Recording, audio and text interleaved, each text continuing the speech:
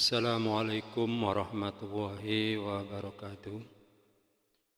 Teman-teman semuanya yang saya cintai, yang saya hormati. Pada kesempatan kali ini saya akan bercerita tentang kisah asal mula adanya Nabi Adam alaihissalam, yaitu sesudah langit dan bumi, malaikat dan jin atau iblis diciptakan, maka Allah hendak menciptakan makhluk yang akan diperintah untuk mengelola bumi. Hal itu diutarakan kepada para malaikat, "Aku akan menciptakan manusia untuk menjadi pengatur di bumi." Para malaikat mengira lalai dalam menjalankan tugasnya. Maka mereka berkata, "Mengapa Tuhan menciptakan manusia? Bukankah mereka hanya akan berbuat kerusakan di atas bumi? Mereka akan saling bermusuhan dan saling bunuh-membunuh. Sedangkan kami para malaikat senantiasa patuh dan mengagungkan nama-Mu." Untuk melenyapkan kekhawatiran para malaikat itu, Allah kemudian berfirman, "Sesungguhnya aku mengetahui apa yang tidak kamu ketahui." Para malaikat bungkam mendengar penegasan Allah itu. Bukankah Allah Maha mengetahui atas segala sesuatu? Demikian Allah kemudian menciptakan Adam, Nabi Adam dari tanah liat dan lumpur hitam. Setelah terbentuk kemudian dimasukkanlah roh ke dalamnya. Adam pun kemudian hidup dan bisa berdiri tegak. Allah kemudian memerintahkan para malaikat untuk bersujud atau menghormat kepada Nabi Adam. Para malaikat pun bersujud sebagai pernyataan hormat dan ucapan selamat atas terciptanya Adam. Hanya iblis yang tidak mau bersujud. Ia membangkang perintah Allah. Allah bertanya, "Apakah yang membuat engkau tidak mau bersujud kepada Adam, hai iblis?" Jawab oleh iblis, "Saya lebih baik daripada Adam. Engkau ciptakan saya dari api, sedangkan Adam hanya dari segumpal tanah." Kata iblis menyombongkan diri. Yang berpendapat api lebih baik daripada tanah adalah iblis sendiri. Padahal hanya Tuhanlah yang mengetahui siapa yang lebih mulia di antara makhluk-makhluk ciptaannya. Allah pun murka mendengar jawaban iblis. "Hai iblis, keluarlah engkau dari surga. Sungguh tidak patut kau tinggal di surga lagi dan terkutuklah engkau selama-lamanya." Iblis pun berkata, "Wahai Tuhan, engkau kutuk dan engkau usir aku dari surga karena Adam, saya rela. Tapi kabulkanlah permohonan saya untuk hidup lama hingga hari kiamat nanti." Permohonan iblis dikabulkan. Ia akan dibiarkan hidup sampai hari kiamat tiba.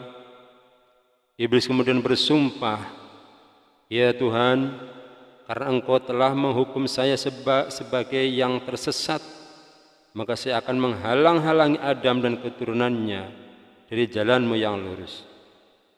Saya akan mendatangi mereka dari muka dan belakang, dari kiri dan kanan."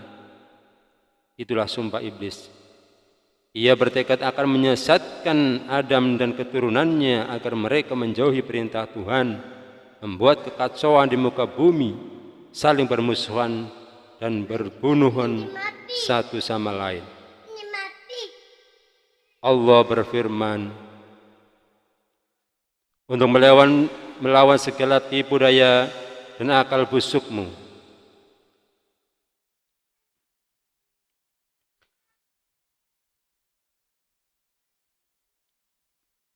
Permohonan iblis dikabulkan. ia akan dibiarkan hidup sampai hari kiamat tiba. Iblis kemudian bersumpah, "Ya Tuhan, karena Engkau telah menghukum saya sebagai yang tersesat, maka saya akan menghalangi Adam dan keturunannya dari jalan-Mu yang lurus. Saya akan mendatangi mereka dari muka dan belakang, dan kiri dan dari kanan." Itulah sumpah iblis.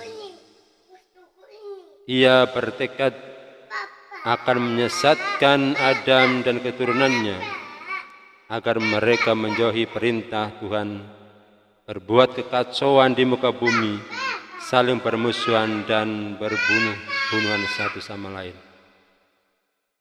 Allah pun berfirman,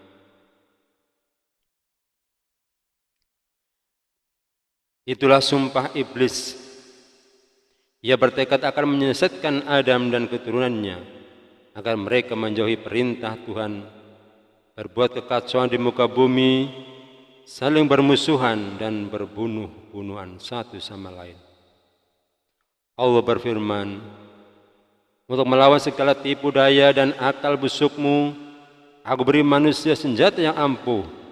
Dengan akal itu aku bimbing mereka dengan petunjuk-petunjuk agama.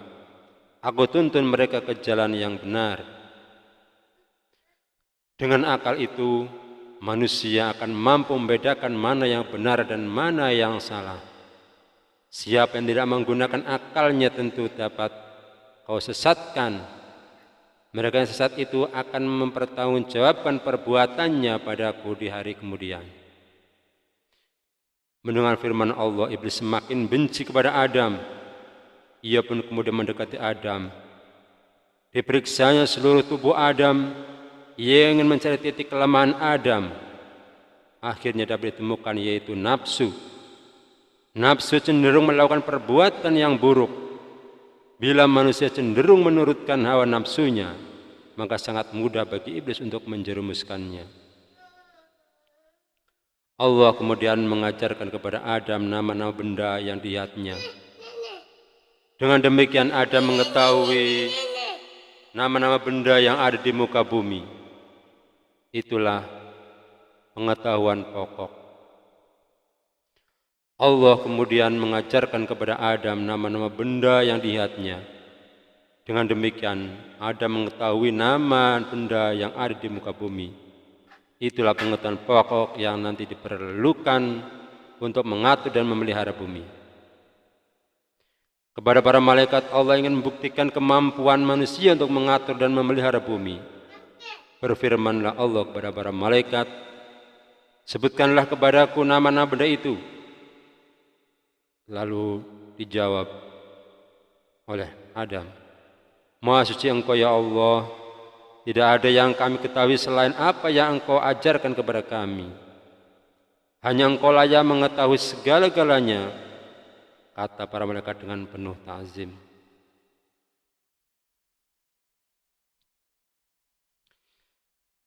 Berfirmanlah kepada para malaikat, sebutkanlah kepadaku nama-nama benda itu. Lalu malaikat menjawab, Maha suci Engkau ya Allah, tidak ada yang kami ketahui selain apa yang Engkau ajarkan kepada kami. Hanya Engkau lah yang mengetahui segala-galanya, kata para malaikat dengan penuh ta'zim. Hai Adam, beritahukanlah kepada mereka nama-nama benda itu. Firman Allah. Adam pun kemudian menyebut nama benda-benda yang diketahuinya. Para malaikat pun kagum. Mereka memberi hormat sehormat-hormatnya. Bukankah sudah aku katakan, aku mengetahui rahasia langit dan bumi? Aku lebih mengetahui apa yang tidak kamu ketahui.